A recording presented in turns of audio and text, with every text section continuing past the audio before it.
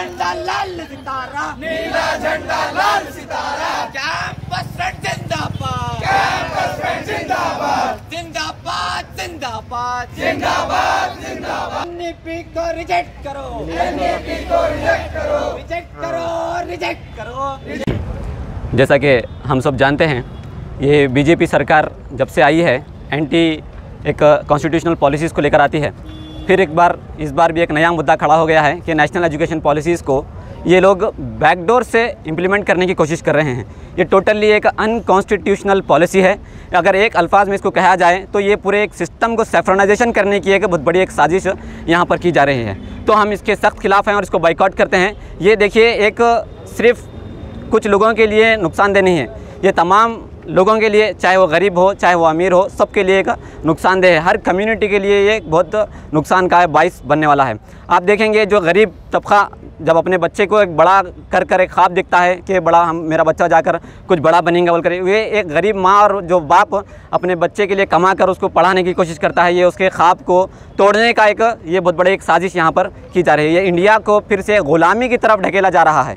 ये national education policies को लाकर, नए पॉलिसीज़ को लाकर ये पूरे एजुकेशन सिस्टम को कोलैप्स करने की ये लोग कोशिश कर रहे हैं। कैंपस फ्रंट ऑफ इंडिया की जानिब से यहाँ पर गुलबर्गा डिस्ट्रिक्ट के अंदर इसका आगाज़ हुआ है। जिस तरह एनईपी को हमने रिजेक्ट किया था, जिस तरह बाइकआउट किया था, जिस तरह एनआरसी और सीएए को भी बाइकआउट किया था, उसी तरह एनईपी जो नेशनल एजुकेशन पॉलिसी है इसको भी हम रिजेक्ट करते हैं, इसको भी हम बाइकआउट करते हैं। मुल्क भर में हम इसी तरह से नए अलग अलग जगहों पर पूरे हिंदुस्तान के अंदर प्रोटेस्ट करते आएंगे और इसके ख़िलाफ़ आवाज़ उठाते आएंगे और इसके इम्प्लीमेंटेशन के ख़िलाफ़ कितना भी बड़ा मूवमेंट खड़ा करने की ज़रूरत हो उतना बड़ा मूवमेंट खड़ा कर हम इसको रिजेक्ट करेंगे और इसको यहाँ पर लाने नहीं देंगे। हमारा मकसद यही है कि जो 2020 एनईपी नेशनल एजुकेशन पॉलिसी 2020 जो इधर सेंट्रल गवर्नमेंट एक पॉलिसी लाई है, उसको पूरे इंडिया के अंदर अलग अलग रियासतों में जारी करने के लिए वो अपनी सोच बना के बैठी है। तो यहाँ पर जो पिछले हमारे एजुकेशन मिनिस्टर थे अश्वत्थ नारायण साहब, उन्होंने एक स्टेटमेंट दिया था कि एनईपी हम इस साल जारी करेंगे।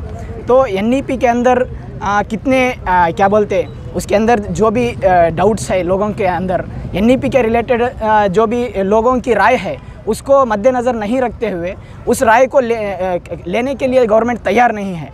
सिर्फ़ और सिर्फ अपना एक हिंदुत्व एजेंडा उसके अंदर नाफिज करके वो हिंदुत्व एजेंडा को जारी करने के लिए ये एनईपी को इस्तेमाल कर रही है। जो आरएसएस 1925 में इधर बना, तो पूरी तरीके से आरएसएस का एक एजेंडा था कि इस देश को एक हिंदू राष्ट्र बनाया जाए। वो हिंदू राष्ट्र बनाने के लिए जो पॉलिसीज़ आरएसएस अपना रहा है उसका एक तरीका ये एनईपी भी है। वो एक एनईपी के अंदर यहाँ का जो स्टूडेंट, जो कोई भी मज़हब का हो, कोई भी एक ये क्या बोलते हैं, वो कोई जगह का हो, या कर्नाटक का हो, तमिलनाडु का हो, ये केरला का हो या दिल्ली का हो, कोई अलग अलग रियासतों में हम देखेंगे तो अलग अलग तहज़ीब है। उस तहज़ीब को इधर ये एनईपी के अंदर ज़्यादा तरजीह नहीं दिया गया है। एनईपी के अंदर टोटली एक जो मनुवाद का सिद्धांत है, जो पहले गुरुकुल सिस्टम और चरका और जो हम जब पिछले एंशिएंट टाइम के जब हम हिस्ट्री देखेंगे तो सिर्फ़ और सिर्फ अपर कास्ट के लोगों को इधर एजुकेशन मिलता था। तो वही सिस्टम अपर कास्ट के लोगों को इधर एजुकेशन मिलना है, लोअर कास्ट के लोगों को या फिर यहाँ के दलित और पिछड़े तबकात है, मुसलमान है, इनको एजुकेशन से हम वंचित करने के लिए, एजुकेशन से इनको दूर रखने के लिए ये एनईपी को नाफिज किया गया है। लेकिन ये एनईपी में कहीं भी डायरेक्टली ये नहीं बोला गया कि हम इनको शिक्षा नहीं देंगे, हम इनको तालीम नहीं देंगे, ऐसा नहीं कहा गया है। ये बैकडोर से, यानी उनका जो एजेंडा है वो पीछे से वो लोग जारी करते हैं, कभी भी सामने आकर बोलते नहीं कि हम यही कर रहे हैं। इसके अंदर हम जब देखेंगे अलग अलग 3 टाइप की यूनिवर्सिटीज़ ला रही है ये एनईपी के अंदर। वो यूनिवर्सिटीज़ लाने के बाद इसके अंदर प्राइवेटाइजेशन को बढ़ावा दे रहा है। प्राइवेटाइजेशन अगर बढ़ेगा, जिसके पास पैसा होगा वो कॉलेज को जाएगा, वो पढ़ेगा। अगर जिसके पास पैसा नहीं होगा वो कॉलेज को नहीं जाएगा, वो शिक्षा उसे नहीं मिलेगी।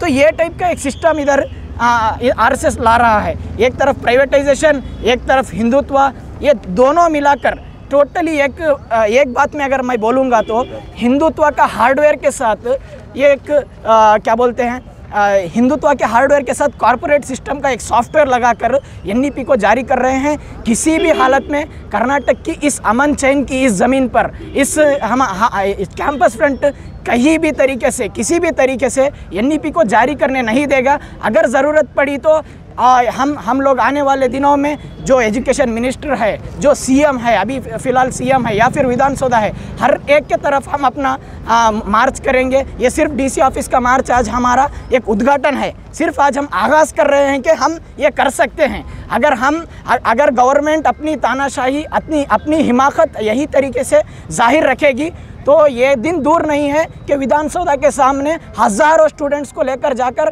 हम उधर मार्च करेंगे और इस गवर्नमेंट की तानाशाही को ज़रूर ब रोकेंगे। ಶಿಕ್ಷಣದಲ್ಲಿ ಹೊಸ ಕ್ರಾಂತಿಯನ್ನು ತರ್ತೇವೆ ಅನ್ನುವಂಥ ಉದ್ದೇಶವನ್ನು ಇಟ್ಕೊಂಡು 2020ರ ಹೊಸ ರಾಷ್ಟ್ರೀಯ ಶಿಕ್ಷಣ ನೀತಿಯನ್ನು ದೇಶದಾದ್ಯಂತ ಜಾರಿಗೆ ತರಲಿಕ್ಕೆ ಹೋಗ್ತಾ ಇದ್ದಾರೆ. ಫ್ಯಾಸಿಸ್ಟ್ ಸರ್ಕಾರ ಈವರೆಗೆ 2014ರ ನಂತರ ಅಧಿಕಾರಕ್ಕೆ ಬಂದ ನಂತರ ಇಲ್ಲಿ ಜನರನ್ನು ಕನಸಿನಲ್ಲಿ ತೇಲಾಡಿಸುವಂಥ ಹೊಸ ಭ್ರಮೆಯಲ್ಲಿ ತೇಲಾಡಿಸುವಂಥ ಪ್ರಯತ್ನ ಆಗಿದೆ ಈ ದೇಶದಲ್ಲಿ ನಡೆಸ್ತಾ ಇದ್ದದ್ದು. ಅಚ್ಚೆ ದಿನ ಆಯೋಗ ಹೇಳುವ ಮುಖಾಂತರ, ಅಕೌಂಟಿಗೆ 15 ಲಕ್ಷ ಬರುತ್ತೆ ಹೇಳುವಂಥ ಮುಖಾಂತರ, ಇನ್ನಿತರ ಹಲವಾರು ವಿಚಾರಗಳನ್ನು ಇಟ್ಟುಕೊಂಡು ಈ ದೇಶದ ಜನರನ್ನು ಕನಸಿನಲ್ಲಿ ತೇಲಾಡಿಸುವ ಮುಖಾಂತರ ಇಲ್ಲಿ ಅಧಿಕಾರಕ್ಕೆ ಬಂದದ್ದು ನಮಗೆ ಕಾಣಲಿಕ್ಕೆ ಸಾಧ್ಯ ಆಗಿದೆ. ಈ ನಿಟ್ಟಿನಲ್ಲಿ ಇವತ್ತು ನಾವು ನೋಡಬೇಕಾದ್ರೆ 2020ರಲ್ಲಿ ಹೊಸ ರಾಷ್ಟ್ರೀಯ ಶಿಕ್ಷಣ ನೀತಿಯನ್ನು ಇವರು ತರಲಿಕ್ಕೆ ಹೊರಡ್ತಾ ಇದ್ದಾರೆ. ಈ ಒಂದು ಶಿಕ್ಷಣ ನೀತಿಯನ್ನು ನಾವು ಆಳವಾಗಿ ಅಧ್ಯಯನ ಮಾಡಿದರೆ ಒಂದು ಕ್ಯಾಪಿಟಲಿಸ್ಟೇ ಆಗಿರುವಂಥ ಬಂಡವಾಳಶಾಹಿಗಳ ಹಿತವನ್ನು ಕಾಪಾಡುವಂಥ ಮತ್ತು ಬ್ರಹ್ಮಣವಾದವನ್ನು ಇಲ್ಲಿ ಅನುಷ್ಠಾನಕ್ಕೆ ತರುವಂಥ ಒಂದು ಪ್ರಯತ್ನ ಆಗಿರ್ತದೆ ಈ ಒಂದು ಹೊಸ ರಾಷ್ಟ್ರೀಯ ಶಿಕ್ಷಣ ನೀತಿಯಲ್ಲಿ ತರಲಿಕ್ಕೆ ಹೋಗ್ತಾ ಇರುವಂಥದ್ದು. ಈ ಒಂದು ವಿಚಾರದಲ್ಲಿ ನಾವು ಆಳವಾಗಿ ಅಧ್ಯಯನ ಮಾಡಿದರೆ ಇದರಲ್ಲಿ ಡ್ರಾಪ್ಔಟ್ಗಳಾಗುವಂಥ ಎಲ್ಲ ಲಕ್ಷಣಗಳು ಕಾಣ್ತಾ ಇದೆ. ಇಲ್ಲಿ ವಿದ್ಯಾರ್ಥಿಗಳಿಗೆ ಸರ್ಕಾರ ಬೇಸಿಕ್ ಆಗಿರುವಂಥ ಎಜುಕೇಷನ್ ನೀಡುವಂಥ ಒಂದು ಕರ್ತವ್ಯ ಆಗಿರ್ತದೆ ಎರಡು ಸರ್ಕಾರಗಳಿಗೆ ಇರುವಂಥದ್ದು. ಸರ್ಕಾರಕ್ಕೆ ಯಾವುದೇ ರೀತಿ ಅಂದರೆ ಕೇಂದ್ರ ಮತ್ತು ರಾಜ್ಯ ಸರ್ಕಾರಕ್ಕೆ ಸಮಾನವಾದಂಥ ಒಂದು ಜವಾಬ್ದಾರಿ ಆಗಿರ್ತದೆ ಶಿಕ್ಷಣದಲ್ಲಿ ಇರುವಂಥದ್ದು. ಅಂದರೆ ಈ ಒಂದು ದೇಶದ ಸಂವಿಧಾನ ವ್ಯವಸ್ಥೆಯಲ್ಲಿ ಆಗಿರ್ತದೆ, ಕಾನ್ಸ್ಟಿಟ್ಯೂಷನಲ್ಲಿ ಪರಿಚಯದ 7ರಲ್ಲಿ ಆಗಿರ್ತದೆ ಮೆನ್ಷನ್ ಮಾಡೋ ಥರ ಶಿಕ್ಷಣ ಹೇಳುವಂಥದ್ದು ಒಂದು ಸಮವರ್ತಿ ಪಟ್ಟಿಗೆ ಬರುವಂಥ ಒಂದು ಅಂಶ ಆಗಿರ್ತದೆ. ಆದರೆ ಈ ಒಂದು ಸಮವರ್ತಿ ಪಟ್ಟಿಗೆ ಬರುವಂಥ ಅಂಶ ಅಂದರೆ ಕೇಂದ್ರ ಮತ್ತು ರಾಜ್ಯಕ್ಕೆ ಸಮಾನವಾದಂಥ ಅವಕಾಶ ಇರುವಂಥ ಈ ಒಂದು ಜವಾಬ್ದಾರಿಯಲ್ಲಿ ಇವತ್ತು ಸರ್ಕಾರ ಕೇಂದ್ರೀಕೃತವಾದಂಥ ಒಂದು ವ್ಯವಸ್ಥೆಯನ್ನಾಗಿರುತ್ತೆ ಇವತ್ತು ಮಾಡಲಿಕ್ಕೆ ಹೋಗ್ತಾ ಇರುವಂಥದ್ದು. ಅಂದರೆ ಒಕ್ಕೂಟ ವ್ಯವಸ್ಥೆ, ಫೆಡರಲ್ ಸಿಸ್ಟಮ್ಗೆ ಇವತ್ತು ಧಕ್ಕೆ ತರುವಂಥ ಒಂದು ವ್ಯವಸ್ಥೆಯನ್ನೇ ಆಗಿರ್ತದೆ ಇವತ್ತು ಏನು ಕೇಂದ್ರ ಸರ್ಕಾರ ತರಲಿಕ್ಕೆ ಹೋಗ್ತಾ ಇರುವಂಥದ್ದು. ಇದರಿಂದಾಗಿ ಕನ್ನಡದಂಥ ಪ್ರಾದೇಶಿಕ ಭಾಷೆಗಳಿಗೆ ಏನು ಪೆಟ್ಟು ಬೀಳುವಂಥದ್ದಾಗಿರ್ಬೋದು, ಹಿಂದಿಗೆಯನ್ನು ಏರಿಕೆ ಮಾಡುವಂಥದ್ದಾಗಿರ್ಬೋದು, ಒಟ್ಟಾರೆ ಪ್ರಾದೇಶಿಕವಾಗಿರುವಂಥ ಸಂಸ್ಕೃತಿಗಳನ್ನು, ಕಲೆಗಳನ್ನು, ಆಚಾರ ವಿಚಾರಗಳನ್ನು ಇವತ್ತು ಅಲ್ಲಗಲಿಯುವಂಥ ವ್ಯವಸ್ಥೆಯನ್ನಾಗಿರ್ತೀವಿ ದೇಶದಲ್ಲಿ BJP ಸರ್ಕಾರ ಮಾಡ್ತಾ ಇರುವುದು ನಮಗೆ ಕಾಣಲಿಕ್ಕೆ ಸಾಧ್ಯ ಆಗುತ್ತೆ. ಇನ್ನು ಇತಿಹಾಸದ ಬಗ್ಗೆ ನಾವು ನೋಡಬೇಕಾದ್ರೆ ನೈಜ ಇತಿಹಾಸವನ್ನು ಮರೆಮಾಚುವಂಥ ಪ್ರಯತ್ನ ಆಗಿರ್ತದೆ ಇಲ್ಲಿ ಕಾಣಲಿಕ್ಕೆ ಸಾಧ್ಯ ಆಗ್ತಿರುವಂಥದ್ದು. ಒಟ್ಟಾರೆ ಹೇಳ್ಬೇಕಾದ್ರೆ ಈ ಒಂದು ಇತಿಹಾಸ NEPಯಲ್ಲಿ ನಾವು ಆಳವಾಗಿ ಅಧ್ಯಯನ ಮಾಡಿದರೆ 3 ರೀತಿಯ ಇತಿಹಾಸಗಳು ನಮಗೆ ಕಾಣಲಿಕ್ಕೆ ಸಾಧ್ಯ ಆಗುತ್ತೆ. ಆನ್ಸಿಯಂಟ್ ಹಿಸ್ಟ್ರಿ, ಮಾಡರ್ನ್ ಹಿಸ್ಟ್ರಿ, ಅದೇ ಥರ ಮಿಡುವಲ್ ಹಿಸ್ಟ್ರಿ ಅಂತ ಹೇಳ್ಬೋದು. ಆದರೆ ಮಿಡುವಲ್ ಹಿಸ್ಟ್ರಿಯ ಬಗ್ಗೆ ಎಲ್ಲಿ ಕೂಡ ಇಲ್ಲಿ ಪ್ರಸ್ತಾಪ ಆಗಲಿಲ್ಲ. ಅಂದರೆ ಮಧ್ಯಕಾಲೀನ ಇತಿಹಾಸದ ಬಗ್ಗೆ ಮುಸಲ್ಮಾನರ ಕೊಡುಗೆಗಳನ್ನು ಮರೆಮಾಚುವಂಥ ಪ್ರಯತ್ನ ಆಗಿರ್ತದೆ ದೇಶದಲ್ಲಿ ಇವತ್ತು ಕಾಣಲಿಕ್ಕೆ ಸಾಧ್ಯ ಆಗ್ತಿರುವಂಥದ್ದು.